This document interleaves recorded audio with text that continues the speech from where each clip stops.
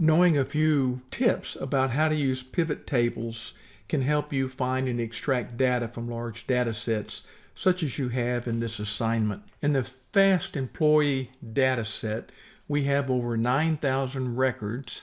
I'm going to zoom down, 9,229 records to be exact.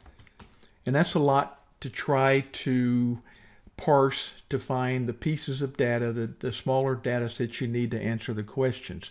So the key is to learn how to use pivot tables. If you remember, we just need to select a cell in the data that we want to analyze, click on Insert, Pivot Table, and it automatically selects the adjacent columns. I'm going to accept that. I want to put it in a new worksheet, so I'm going to click OK.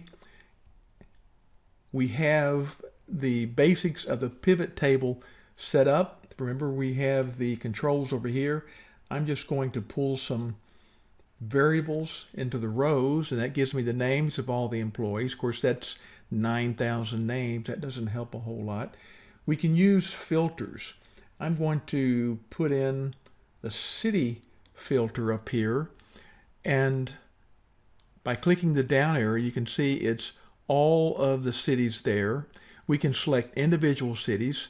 That's Atlanta. Or we can select multiple items, just click Boston, London.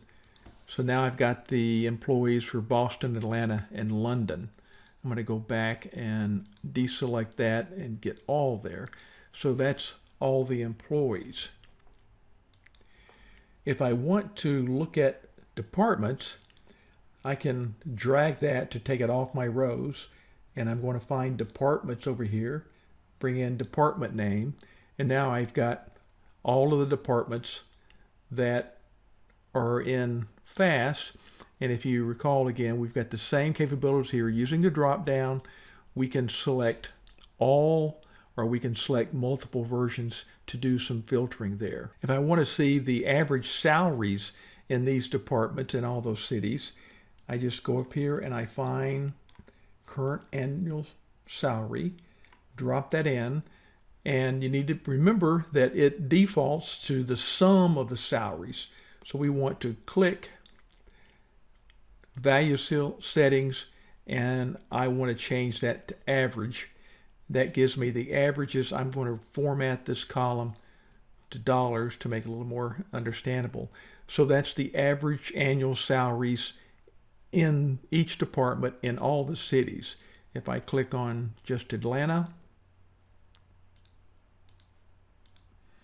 that gives me, again, I've got to format that every time it refreshes, but it gives me the average salaries in each of the departments in Atlanta. If I want to know how many people are in each department in Atlanta, I'll just click back in there to open up my pivot table dialog.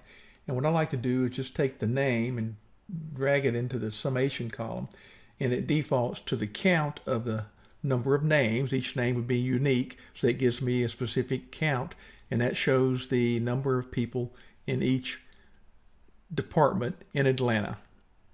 It's worthwhile really to just spend some time, quality time, with pivot tables and play around to see all the various ways you can present information by dragging and dropping variables between the rows and columns, the values, and the filters. I want to just get the details on this senior information technologist specialist. There's 20 people, and I want to know their salaries. So I'm going to go here to row labels, and I'm going to deselect all, go down until I find that senior information technology specialist. Click that. That gives me their average salaries, and I want to get the individual salaries. And the way I like to do that is to go back here and just drag in the full name. I'm going to reformat that again so I can easily see it. And the thing that I like to be careful of is to make sure I've just got one record for each, and that's why I left those counts in there, the counts of the names. Those are my 20 people. I can take this information and copy it, Control C, go to another spreadsheet, and the best way to do it is to decouple it from the database. So you go paste special values, and that gives you the information you need to run the test.